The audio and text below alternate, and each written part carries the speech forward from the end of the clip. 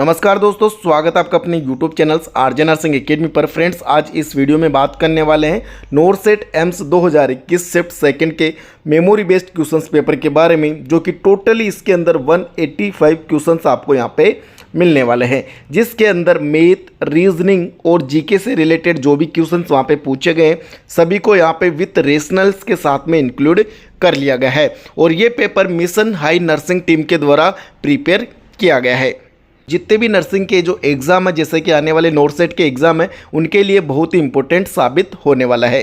Question number first, which is the correct placement of the simple oxygen mask in the paediatrics. Paediatrics के अंदर simple oxygen mask के बारे में पूछा गया है करेक्ट प्लेसमेंट के लिए। तो इसमें राइट आंसर्स के बारे में बात करते हैं। सबसे पहले तो ऑप्शन बी इसका राइट आंसर्स रखा गया है, जिसमें यहाँ पे नोज और माउथ को एग्जैक्टली दोनों को यहाँ पे सही तरीके से कवर कर रहा है। Next question number second, which one of the following methods is commonly use for the sterilisation of this device.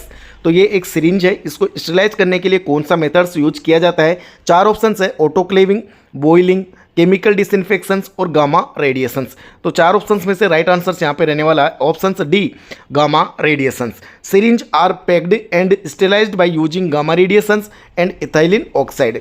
तो स्टेलाइज जो सिरिंज को करने के लिए आपको गामा रेडिएशंस और इथाइलिन ऑक्साइड का यूज यहाँ पे करना है।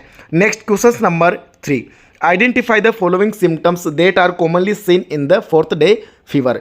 फोर्थ डे जो फीवर है, इसके लिए कॉमनली ये सिम्टम्स देखने को मिलता है। तो चार ऑप्शन है, chicken pox, measles, rubella and dengue. तो राइट आंसर से यहाँ पे रहने वाला है measles. Next question number 4, identify the following instruments. जो इंस्ट्रूमेंट्स यहाँ पे दिया गया है, इसको आपको पहचाना है। Suction syringe, Asepto syringe, mucus extractor और ब्रेस्ट फीडिंग पंप। तो राइट आंसर से यहाँ पे रहने वाला है ऑप्शन बी, एसेप्टो सिरिंज, जिसमें जो अदर ऑप्शंस है उनका भी डायग्राम यहाँ पे दिया गया है। फर्स्ट है म्यूकस एक्सट्रैक्टर। तो म्यूकस जो एक्सट्रैक्टर रहता है वो इस टाइप से दिखाई देता है। बल्ब सिरिंज इस टाइप का होता है और ब्रेस्ट मिल्क जो पंप है, इस टाइप का ब्रेस्ट मिल्क पंप दिखाई देता है। Next question number 5, identify the following ECG reading denote in the image. जो इमेज के अंदर ईसीजी रीडिंग यहाँ पे दिया गया है, उसका आपको पहचाना है। चार ऑप्शंस है, एट्रियल फिब्रिलेशंस, वेंट्रिकुलर टेकिकार्डिया, वेंट्रिकुलर फिब्रिलेशंस और एट्रियल टेकिकार्डिया। तो राइट आंसर से यहाँ पे वेंट्रिकुलर टेकिकार्डिया। फ्रेंड्स, ईसीजी से रिलेटेड हर एग्जाम, नोरसेट का जो एग्जाम है, जिसमें 1 से 2 क्वेश्चन हर एग्जाम में आपको यहाँ पे पूछा जाता है। तो ये टॉपिक बहुत इंपॉर्टेंट है, हर एग्जाम के लिए बहुत इंपॉर्टेंट रहने वाला है। Next question number 6, identify the use of the following instruments in the image. जो इंस्ट्रूमेंट्स यहाँ पे दिया गया है, इसका यूज यहाँ पे पूछा गया है। तो इंस्ट्रूमेंट्स को आपको पहचानना है और इसका यूज यहाँ पे चार ऑप्शंस में दिया गया है, थायराइडोक्टोमी और रिडेक्टोमी और लेरिंगडेक्टोमी और ऑल ऑफ द एबव। तो राइट आंसर से यहाँ पे रहने वाला है थायराइडेक्टोमी। तो थायराइड की सर्जरी के लिए जो इंस्ट्रूमेंट्स यहाँ पे दिया गया है, जोल थायराइड रिट्रैक्टर, जिसका नाम है it is self retaining retractor that is use thyroid surgeries to retract the skin. Skin को रिट्रैक्ट करने के लिए थायराइड सर्जरी में इसका यूज किया जाता है।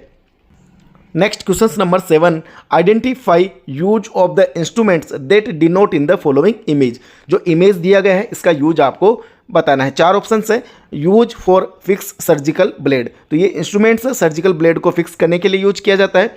Dissection of the tissue, use of cut the skin और use for year examinations.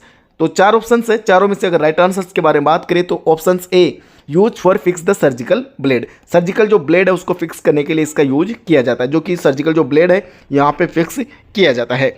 Next question number 8, जिसमें आइडेंटिफाई द फॉलोइंग इंस्ट्रूमेंट्स को आपको आइडेंटिफाई करना है। Sponge holder, ovum holder, then Babcock forceps और नीडल होल्डर। तो राइट आंसर यहाँ पे रहने वाला है option A, sponge holder. It is also known as sponge holding forceps are used for holding swab or sponge to use the clean and prepare the skin. Skin को prepare और clean करने के लिए इसका यूज किया जाता है। Ovum forceps इस टाइप का दिखाई देता है, जिसका डायग्राम आपको ऐसे पहचाना है। बेबकॉक फोर्सेप्स का यहाँ पे टिप को देखना है। नीडल होल्डर की जो टिप है, इसका भी अलग ही यहाँ पे क्रू रहता है। तो इस प्रकार से अलग अलग फोर्सेप्स है, उनका डायग्राम आपको पहचानना है। Next question number 9, identify the following symbol. तो सिंबल यहाँ पे दिया गया है, इसको आपको आइडेंटिफाई करना है। चार ऑप्शंस है, रेडिएशंस, बायोहजार्ड, साइटोटॉक्सिक और रेडियन ऑफ मटेरियल। तो राइट आंसर से यहाँ पे रहने वाला है रेडिएशंस। जो सिंबल्स यहाँ पे दिया गया है, ये किसका है, रेडिएशंस का। देन अदर जो सिंबल है, इनके बारे में बात करते हैं। फर्स्ट है बायोहजार्ड सिंबल। तो बायो हजार्ड सिंबल इस टाइप का होता है, साइटोटॉक्सिक हजार्ड सिंबल इस टाइप का होता है, कैंसर सिंबल इस टाइप का होता है और एड्स सिंबल इस टाइप का होता है। जो रेड रिबन होता है वो किसका होता है? AIDS symbol. Next question number 10, which type of bandage use on the injury of knee joint? Knee joint के लिए कौन सा बैंडेज यूज किया जाता है, किस टाइप का बैंडेज यूज किया जाता है? स्पाइरल, सर्कुलर, फिगर ऑफ 8 और रिवर्स। तो राइट आंसर से यहाँ पे रहने वाला है option C, figure 8। Figure 8 bandage techniques on the knee joint. तो किस टाइप से इसको फिगर 8 को यहाँ पे बैंडेज किया जाता है तो वो भी आपको देखना है। Next question number 11, preferred route of tranexamic acid drugs administration is? तो ट्रेनेक्सेमिक जो एसिड है उसका ड्रग एडमिनिस्ट्रेशन का जो प्रीफर्ड रूट है वो क्या रहने वाला है? तो right answer option B, IV route इसको दिया जाता है और डाइल्यूट करके इसको मोस्टली दिया जाता है। Next question number 12, part of the fallopian tube except? तो फेलोपियन ट्यूब का पार्ट यहाँ पे पूछा गया था जिसमें एक्सेप्ट भी दिया गया है। तो कौन सा पार्ट यहाँ फेलोपियन ट्यूब का नहीं है? हाइलम, इस्थमस, इन्फंडिबुलम और एम्पुला। तो राइट आंसर से यहाँ पे हाइलम फेलोपियन ट्यूब का पार्ट्स नहीं होता है। पार्ट्स ऑफ फेलोपियन ट्यूब्स के कौन कौन से पार्ट्स होते हैं? इंट्राम्यूरल या इंटरस्टिशियल, इस्थमस, एम्पुला और इन्फंडिबुलम। ये 4 पार्ट्स इसके होते हैं जिसमें फर्स्ट पार्ट आप देख सकते हो, नेरोएस्ट पार्ट इसको बोला जाता है। इस्थमस क्या होता है? ये भी डायमीटर का होता है, कितना? 2 mm इन डायमीटर। और एम्पुला है widest and tortuous parts of the oviduct. और फर्टिलाइजेशंस अकर्स कहाँ होता है? एम्पुला जो पार्ट्स है यहाँ पे यूजुअली फर्टिलाइजेशंस टेक्स प्लेस होता है। और इन्फंडिबुलम्स है, ये भी इसका पार्ट्स रहने वाला है। Blood supplies to the fallopian tube by uterine और ओवेरियन आर्टरी के द्वारा इसको ब्लड सप्लाई किया जाता है। और total length of the fallopian tube कितना रहने वाला है? 10 to 11 सेंटीमीटर इसका टोटल यहाँ पे सेंटीमीटर के अंदर लेंथ पूछा गया था एम्स नागपुर 2018 के क्वेश्चन पेपर के अंदर। Next question number 13, after thyroidotomy the patient complain for hoarseness of the voice that occurs due to the injury in? 4 option है, injury in the superior laryngeal nerve, injury in the anterior laryngeal nerve, damage in the recurrent laryngeal nerve और injury in the inferior laryngeal nerve. तो right answer यहाँ पे रहने वाला है option C, damage in the recurrent laryngeal nerve, जिसका जो rational है वो भी यहाँ पे दिया गया है। Hoarseness and unilateral vocal cord paralysis are a post operative complications of thyroidotomy mostly due to the damage of the recurrent laryngeal nerve. The paralysis of the crickles occurs in the injury और damage in the superficial laryngeal nerve. तो recurrent laryngeal जो nerve होता है उसकी अगर injury होती है तो कौन कौन सा सिम्टम्स आपको नजर आता है? होर्सनेस या यूनिलेटरल वोकल कॉर्ड पैरालिसिस। और सुपीरियर लेरिंजियल नर्व की यदि इंजरी रहती है तो उसमें the paralysis of the cricothyroid muscles जो रहती है उसके अंदर वहाँ पे इंजरी नजर आती है।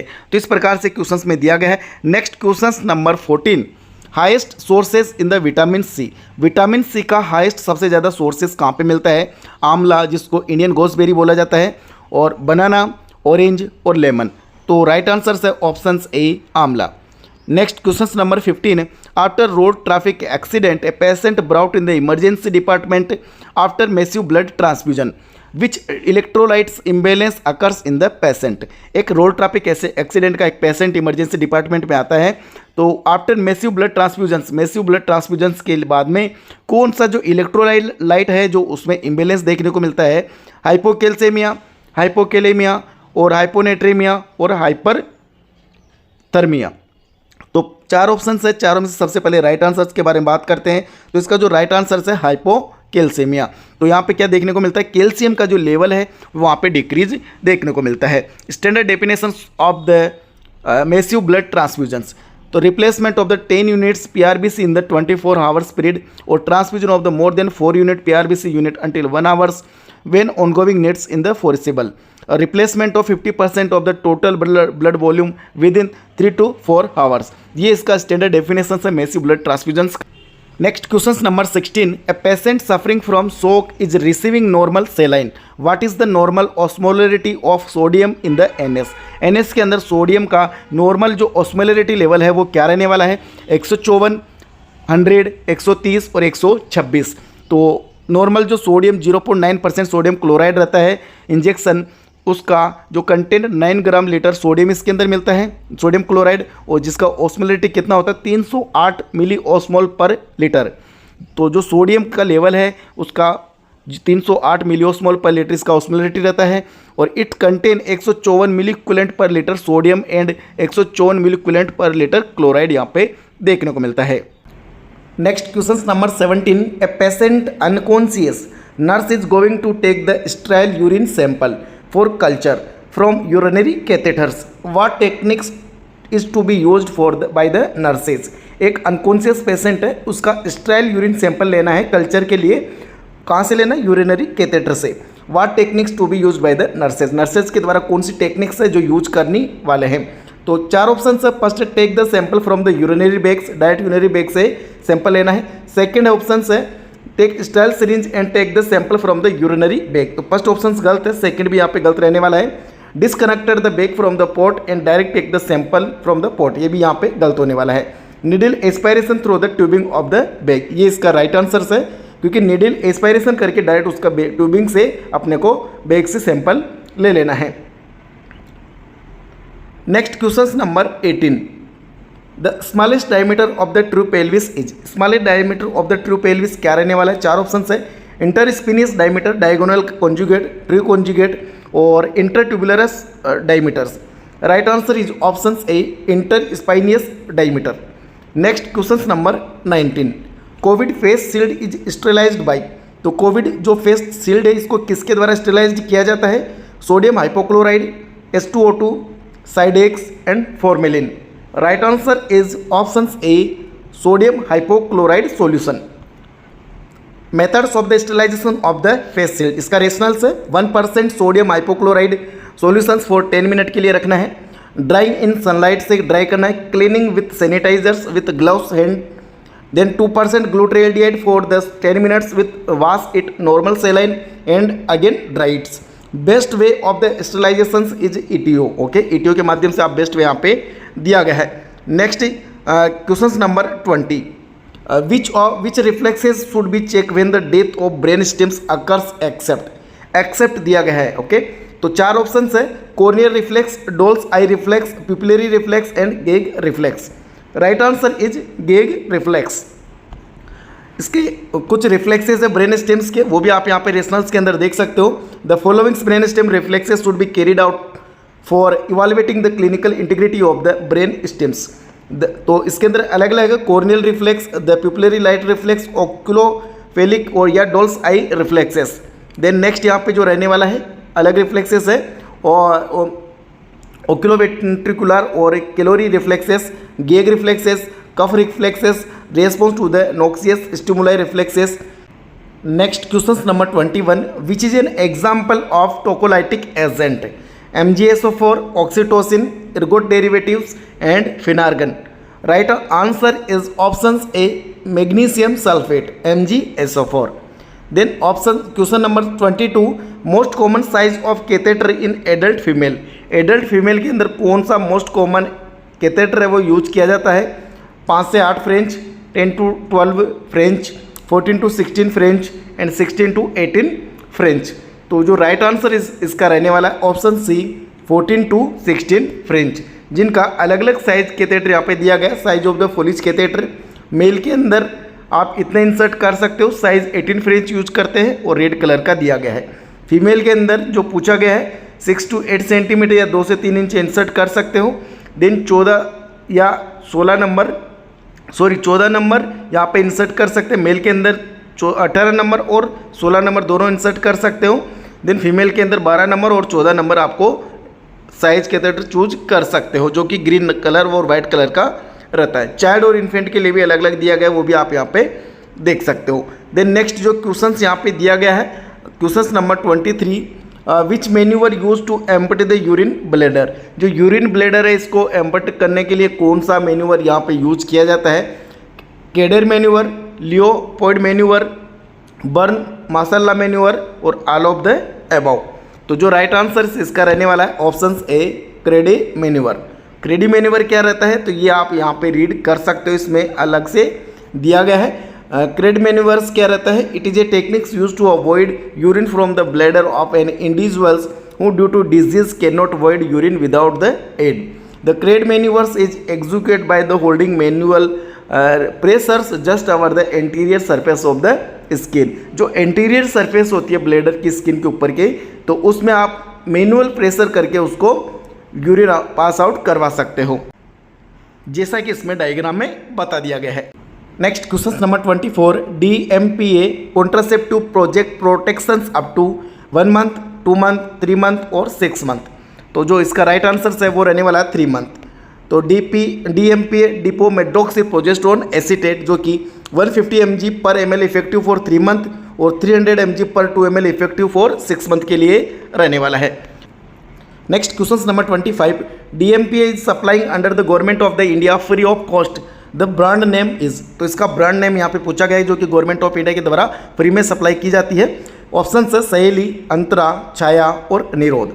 तो जो राइट आंसर से इसका रहने वाला है option B, Antara. The injectable contraceptive code Antara consist of the depomedroxyprogesterone acetate DMPA। It is given 150 mg per ml for 23 month.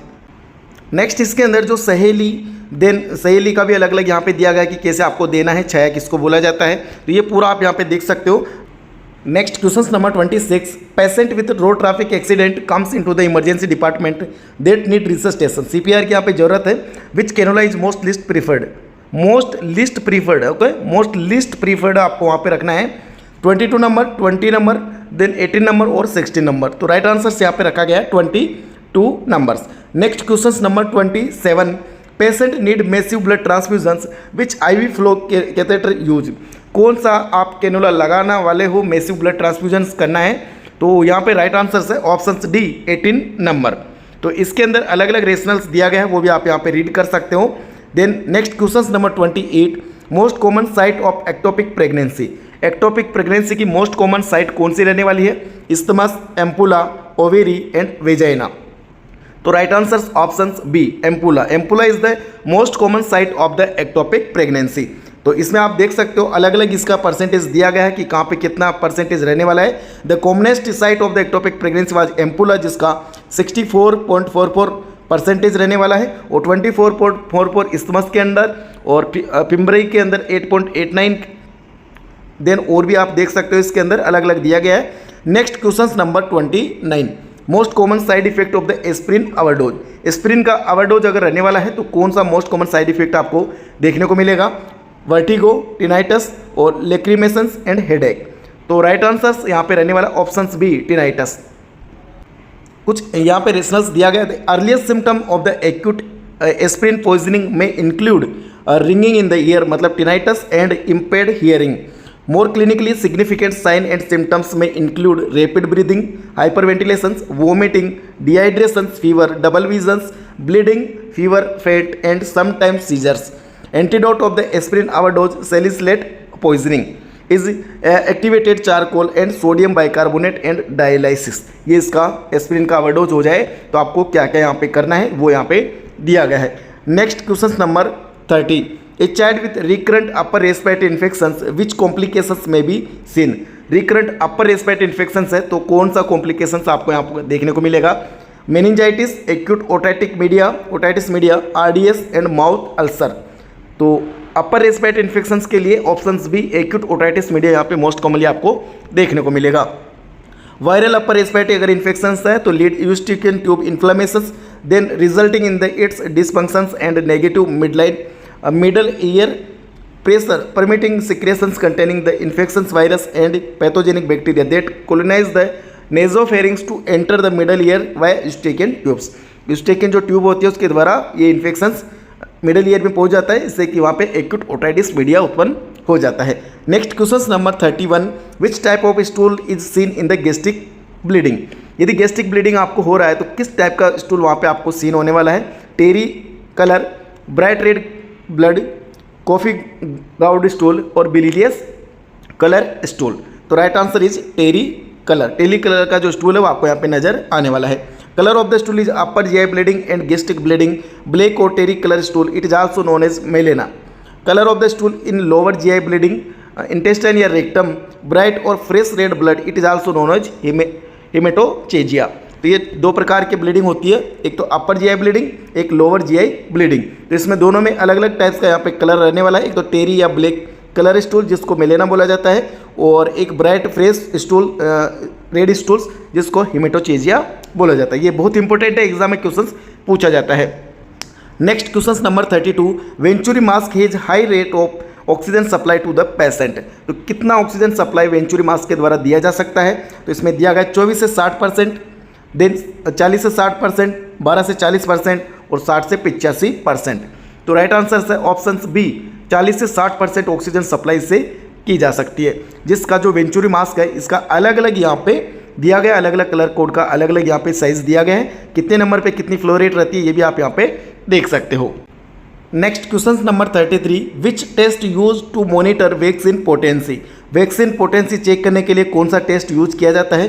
मोन्टेक्स test, sec test, हेबल test और मॉडिफाइड होबल टेस्ट। 4 ऑप्शन है, चारों में से अगर राइट आंसर की बात करें तो राइट आंसर रहने वाला है sac test. Next question number 34, which site can not be use for the IM injections to prevent injury in the sciatic nerve.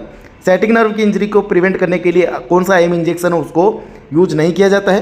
Ventrogluteal, डोर्सोग्लूटियल और वास्टा लेटरलिस, देन डेल्टोइड। तो जो राइट आंसर है वो रहने वाला है डोर्सोग्लूटियल। डोर्सोग्लूटियल जो कि आपके डायग्राम में भी आप इसको रीड आउट कर सकते हो। Then next question number 35, which is the most accurate way to assess hydrations level. Hydrations level check करने के लिए कौन सा है ऐसा मोस्ट एक्यूरेट मेथड्स रहने वाला है, वो कौन सा है? 4 ऑप्शन है, skin pinch and turgor test, intake and output, daily weight and urine colour.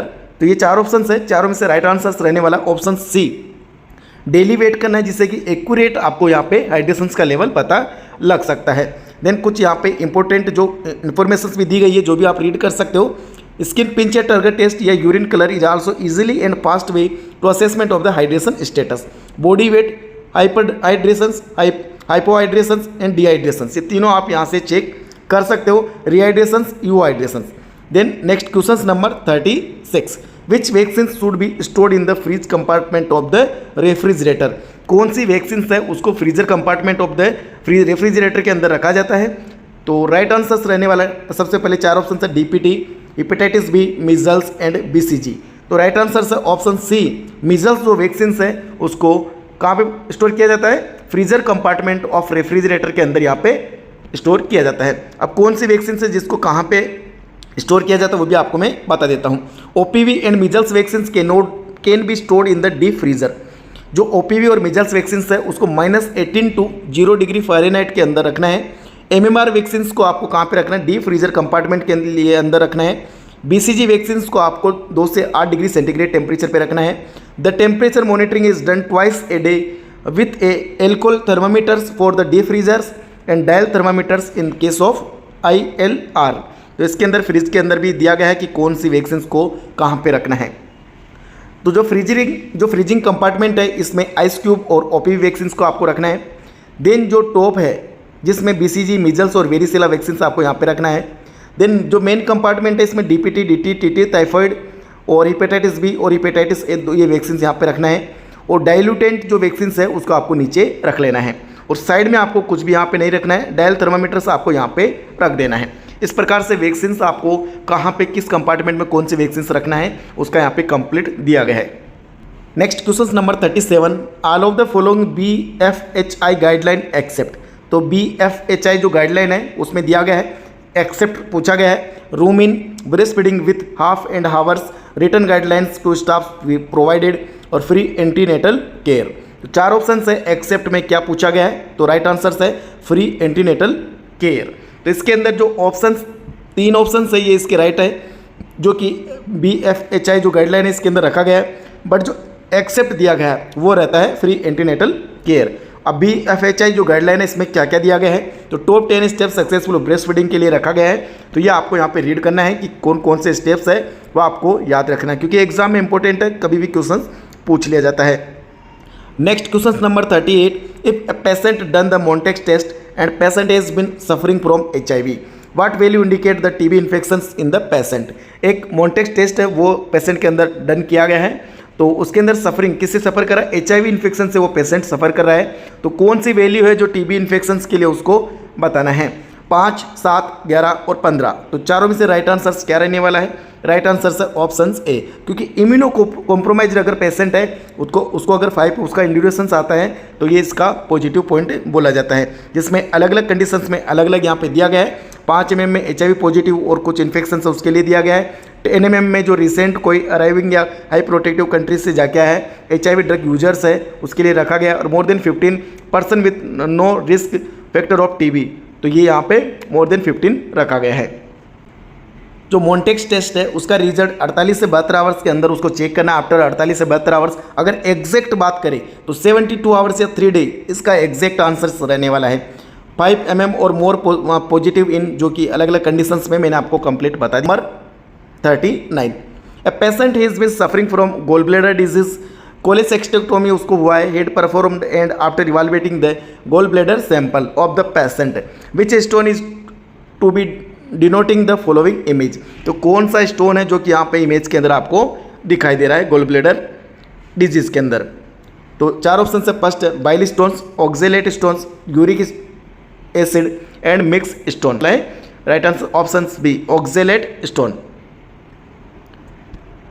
तो type of the gold stones का अलग अलग इसमें कंडीशंस दिया गया है, primary stones, secondary stones, recurrent stones, तो आप यहाँ पे देख सकते हो पूरा इसके अंदर दे दिया गया है। Next question number 40, what is the most common cause of delirium in the older adult? तो ओल्डर एडल्ट के अंदर डिलीरियम का मोस्ट कॉमन कॉज क्या रहने वाला है? Long term medications, alcohol withdrawal, hypoxia and dementia.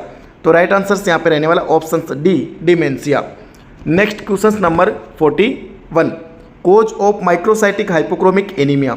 Microcytic hypochromic anaemia का most commonly cause क्या रखा गया है? आयरन डेफिशिएंसी एनीमिया और lead deficiency, cilium deficiency, all of above. Right answer is iron deficiency anaemia.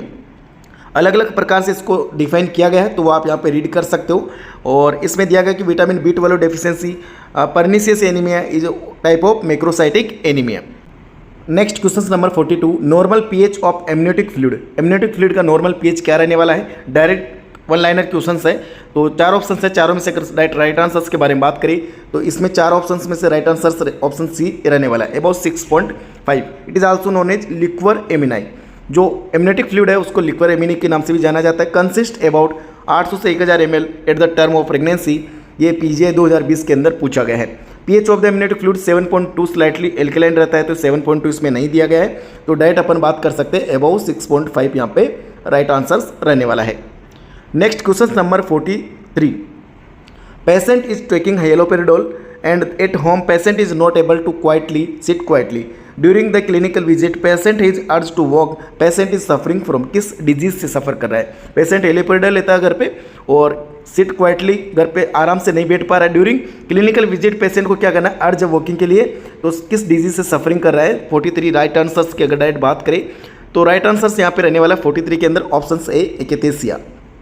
तो इसके अंदर एक्यूट डिस्टोनिया जिसका टाइम पीरियड दिया गया है, पार्किंसन का टाइम पीरियड दिया गया है, एक्स्थीसिया का टाइम पीरियड दिया गया है, ट्रेडियोडिस्टेनेसिया का टाइम पीरियड यहाँ पे दिया गया है, और देन इसके जो अलग अलग सिम्टम्स है वो भी आप यहाँ पे देख सकते हो। Next question number 44, which of the following pelvic floor muscles. Pelvic floor muscles कौन सी रहने वाली है? 4 ऑप्शन है, चारों में से डायरेक्ट राइट आंसर्स के बारे में बात करें तो ऑप्शन बी जो कि प्यूबोकोक्सिजियल इसका राइट आंसर रहने वाला है। Which solutions cause the shifting of the fluid from the cells to intravenous compartment. Cell से इंट्रावेनस कंपार्टमेंट के अंदर फ्लूइड शिफ्ट होना क्या बोला जाता है? आइसोटोनिक। कौन किस टाइप का फ्लूइड है? Hypertonic, hypotonic and diffusions. तो राइट आंसर है option B, hypertonic. Next question number 46, a nurse is going start the peritoneal dialysis which is a first priority actions of the nurses। Peritoneal dialysis उसका start करने वाले हैं, तो nursing officer क्या first priority actions उसका लेने वाले हैं? 4 ऑप्शन है, अप्लाई फुलिस कैथेटर और auscultate and palpate for the breath and thrill, place the client in the left side lying positions, warm the dialysis solutions. तो 4 ऑप्शन में से राइट आंसर है ऑप्शन डी, जो कि डायलिसिस जो solutions है उसको वार्म कर लेना है। Dialysis solution should be warm to body temperatures before infusions to avoid discomfort and enhance solute transport। Then second जो इसमें दिया गया है कि auscultate and palpate for the brute and thrill, it should be done during the dialysis process। Next question number 47, what is true about schizophrenia। Schizophrenia के about true क्या है? 1 person in 1000 population ratio, most common affected age of 25 to 35 year persons. Option C, both male and female are equal affected. Option D, catatonic types of schizophrenia has good prognosis. जो 47 का right answer है option B right answer है, most common affected age of 25 to 35 year persons. ICD-10 के according इसमें type of schizophrenia को अलग अलग से डिवाइड किया गया है, तो वो आप पूरा रीड कर सकते हो। Next question 48, convert 101.2 degree Fahrenheit into centigrade. तो फ़ारेनहाइट को सेंटीग्रेड में कन्वर्ट करना है, 4 ऑप्शंस है। पहले फॉर्मूला भी देख सकते हो। फ़ारेनहाइट को अगर सेंटीग्रेड में कन्वर्ट करना है तो F-32 इंटू 5/9। तो इसमें आप ये वैल्यू रख के आप इसको डायरेक्ट चेक कर सकते हो। तो यहाँ पे जो राइट आंसर्स दिया गया ऑप्शन बी इसका राइट आंसर्स रहने वाला है। या सेंटीग्रेड को आप अगर फ़ारेनहाइट में चेंज करना है तो ये फॉर्मूला आपको यूज करना है, जिससे कि डायरेक्ट आपको उसको यूज कर लेना है। Next question number 49, a female patient has come with facial burn injury into the emergency department in conscious conditions. What will be the treatment for this patient? conscious patient facial burn injury से आया है, तो क्या इसका treatment रहने वाला है? 4 options है। Apply sulfasalazine and suggest to the come after the 7 day in the emergency, या admit the patient start further treatment, open burn area in the air, apply sulfasalazine and suggest the come to hospital after the 48 hours. तो right answer है इसका option B, admit the patient and start further treatment. Next question number 50, a patient on long term antibiotic therapy with loss of GI flora में chance of, तो GI flora उसको loss हो चुका है antibiotic therapy से, तो क्या होने के चांसेस है? Diarrhoea, platelet additions, bleeding, all of above. तो राइट आंसर से इसका ऑप्शन ए डायरिया। ओके, जो कि GI फ्लोरा अगर लॉस हो जाता है तो डायरिया होने के चांसेस सबसे ज़्यादा देखने को मिलता है। तो फ्रेंड्स टोटल 50 क्वेश्चंस हो चुके हैं। नेक्स्ट जो वीडियो है पार्ट 2 के अंदर अपन और आगे क्वेश्चंस के बारे में बात करेंगे।